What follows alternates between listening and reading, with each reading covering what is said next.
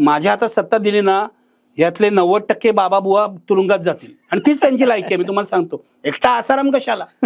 काही लोकांना सांगतात कोणीतरी सिगरेट ओढतोय, मग त्या सिगरेटची राख लोक हातात, अरे काय मूर्खपणा चाललेला आहे. कोणतरी बुवा चहा पितोय आणि तो उष्टा चहाचा कप कोणतरी पितायत, कोणतरी गल्ली बोळातले बुवा आहेत, यांना सगळ्यांना एकदा जेरबंद करून ना तुरुंगातच टाकलं पाहिजे.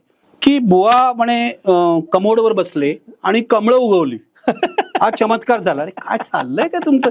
म्हणजे ऐकणारे पण वेडे आणि मानणारे पण वेडे. पहिली गोष्ट म्हणजे मी अंधश्रद्धेच्या विरोधी का आहे मी तुम्हाला सांगतो.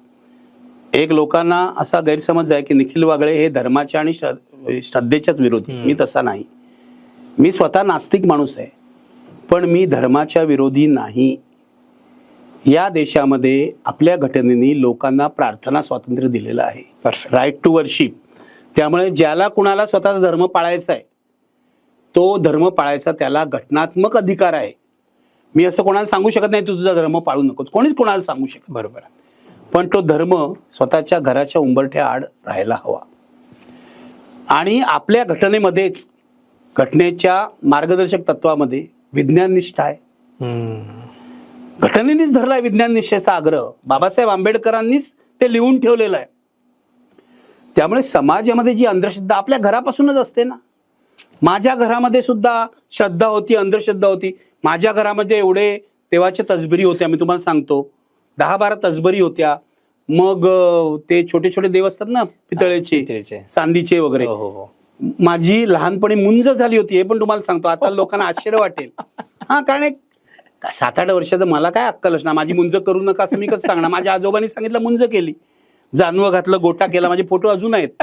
लोकांना धक्का बसेल, विशेषतः ब्राह्मण लोकांना धक्का बसेल, कारण मला लोक ब्राह्मण विरोधी मानतात ना. म्हणजे मी ब्राह्मण जातीच्या विरोधात नाही, मी ब्राह्मण्याच्या विरोधी आहे. परफेक्ट. ब्राह्मण्य म्हणजे काय, तुम्ही स्वतःच्या जाती आणि धर्माच्या जोरावर स्वतःचं श्रेष्ठत्व प्रस्थापित करण्याचा प्रयत्न करणं.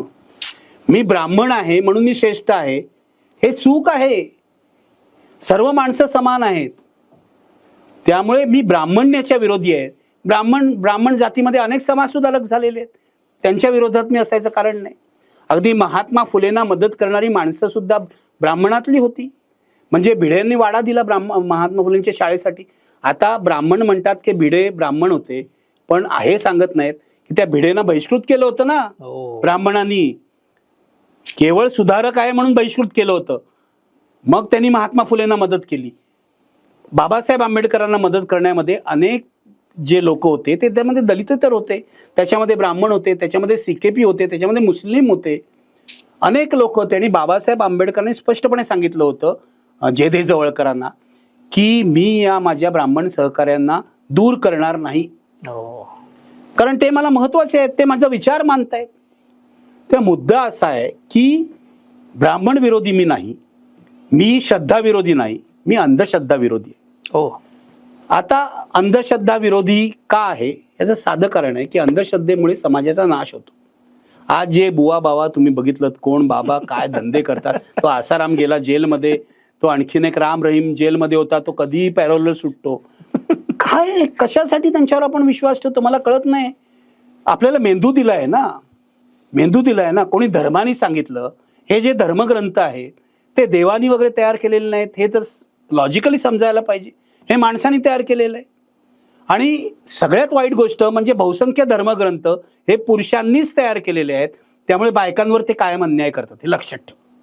कायम बायकांवर अन्याय करतात. मुद्दा असा आहे की मला जर बुद्धी असेल आणि मी जर भारतीय घटना मानत असेल, मी कोणताही धर्मग्रंथ श्रेष्ठ मानत नाही. मी बाबासाहेब आंबेडकरांच्या नेतृत्वाखाली तयार झालेलं भारतीय संविधान श्रेष्ठ मानतो. सगळ्यात कुराण नाही, मनुस्मृती नाही, हिंदू धर्मातले कोणतेही वेद नाहीत, काही नाही, ख्रिश्चनांचं बायबल नाही. माझी घटना ही सर्वश्रेष्ठ आहे. ती मला कसं जगायचं सांगते, ती मला समतेचा आणि बंधुतेचा संदेश देते, हे लक्षात घ्या. ते एक मोठं आपल्याला मिळालेलं काय म्हणतात तो खजिना आहे. बाबासाहेब आंबेडकरांनी मोठं काम करून ठेवलं, हे लक्षात घ्या. आणि बाबासाहेबांचं हे मोठेपण जे आहे ते या देशाला कळलंय की नाही मला कधी कधी प्रश्न पडतो. पण गांधीजींना तर कळलं होतं, म्हणून गांधीजींनी बाबासाहेबांना निवडून आणा आणि त्यांच्याकडे हे काम द्या असं काँग्रेसवाल्यांना सांगितलं. क्या बात आहे. हे लक्षात घ्या. पण या देशाला बाबासाहेब अजून दलितांचे नेते वाटतात. मी नाही मानत बाबासाहेब आंबेडकर हे दलितांचे नेते आहेत. बाबासाहेब आंबेडकर हे अख्ख्या भारताचे नेते आहेत, हे लक्षात घ्या. बाबासाहेब आंबेडकर हा युगपुरुष आहे, हे लक्षात घ्या. त्यांचं जे काम आहे, त्यांचं जे लिखाण आहे, अजून लोकांनी वाचलेलंच नाही ना. आपण सगळे प्रत्येक जण आपापल्या जातीत आहोत, प्रत्येक जण आपापल्या धर्मात आहोत. त्यामुळे आपल्या त्या पलीकडे जाऊन कोणतरी जगामध्ये काहीतरी सांगतंय, अरे आणि वाचा काहीतरी, मुळामध्ये जाऊन पुस्तक वाचा, मुळामध्ये कोण काय म्हणतोय, चांगल्या लोकांचे विचार आहे का. तर हे सगळं असताना, पत्रकारिता चालू असताना दाभोळकर माझे ओळखीचे होते, म्हणजे भेटले ते. दाभोळकरांचं का तुम्हाला माहिती आहे, नरेंद्र दाभोळकर हे महाराष्ट्राच्या कबड्डी टीमचे कॅप्टन होते. हो, तुम्हाला माहित नाही? कबड्डी टीमचे कॅप्टन होते, उत्कृष्ट खेळाडू. क्या बात आहे. उत्कृष्ट खेळाडू. त्यांनी महाराष्ट्राला अनेक पदकं मिळवून दिलेली आहेत. तर त्यानंतर ते अंधश्रद्धा निर्मूलनाकडे वळले, कारण तो विचार त्यांना महत्वाचा वाटला. हे जे अब्राहम कोवूर आहेत श्रीलंकेचे, किंवा प्रेमानंद म्हणून आहेत, ते पण श्रीलंकन आहेत. हे सगळे लोक इथे येऊन त्यांच्या यात्रा निघाले होत्या. त्यानंतर 85 नंतर दाभोळकरांनी हे काम सुरू केलं.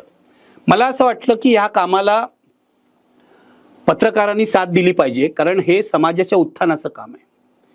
जे गाडगे बाबा करत होते, गाडगे बाबांनी सुद्धा अंधश्रद्धा दूर करण्याचं काम केलं. तुम्हाला माहिती आहे, अनेक लोकांना माहिती नाही की गाडगे बाबा आपल्या पाया पडणाऱ्या माणसाला झाडून मारायचे. पाया पडण्यालाच, अरे हल्ली कोणी कोणाच्या पाया पडते, पाया पडण्यासारखी माणसं सुद्धा राहिलेली नाहीत. माझा पाया पडण्याला विरोध नाही, पण अरे योग्य माणसांच्या पाया पडा ना. कोणतरी राजकारणी आहे, कोणतरी गुंड आहे, कोणतरी मवाली आहे, कोणतरी दारूवाला आहे, त्याच्या पण जाऊन पाया पडतात. तर गाडगे बाबांना सांगायचं हेच होतं की चुकीच्या माणसाच्या पाया पडू नका. गाडगे बाबांनी महाराष्ट्रामध्ये किती संतांनी हा सगळा प्रचार केला, सुधारणेचा, समाज पुढे घेऊन जाण्याचा. तर मला असं वाटलं पत्रकार म्हणून आपलं योगदान ह्यामध्ये द्यायला पाहिजे. त्यामुळे पहिल्यापासून यांच्या दाभोळकरांच्या चळवळीबरोबर राहिलो. मी जेव्हा IBN लोकमत चालू केलं तेव्हा दाभोळकरांना एक कार्यक्रम दिला. ते दर महिन्याला माझ्याकडे येऊन लोकांच्या प्रश्नांची उत्तरं द्यायचे. वाटेल ते विचारा, लोकांचे प्रश्न त्याची उत्तरं द्यायची. आणि त्यामधून असं लक्षात आलं की लोकांचे खूप गैरसमज आहे. दाभोळकर धर्माच्या विरुद्ध आहेत हाही गैरसमज होता, पण तो त्यांनी दूर केला. ते धर्माच्या विरुद्ध अजिबात नाही. आणि माझं असं म्हणणं आहे की ज्यांना धर्माचा धंदा करायचा आहे त्याच लोकांनी नरेंद्र दाभोळकरांचा खून केला. हो, कारण नरेंद्र दाभोळकरांचा विचार पुढे गेला असता तर धर्माची दुकानं बंद झाली असती ना. हा प्रॉब्लेम आहे. तर मी माझं योगदान दिलं. अंधश्रद्धेच्या तर मी विरुद्धच आहे. मी माझ्या हातात सत्ता दिली ना, यातले 90% बाबा बुवा तुरुंगात जातील, आणि तीच त्यांची लायकी आहे. मी तुम्हाला सांगतो, एकटा आसाराम कशाला. काही लोकांना सांगतात कोणीतरी सिगरेट ओढतोय, मग त्या सिगरेटची राख लोक हातात, अरे काय मूर्खपणा चाललेला आहे. कोणतरी बुवा चहा पितोय आणि ते उष्टा चहाचा कप कोणतरी पितायत, कोणतरी गल्ली बोळातले बुवा आहेत. यांना सगळ्यांना एकदा जेरबंद करून ना तुरुंगातच टाकलं पाहिजे.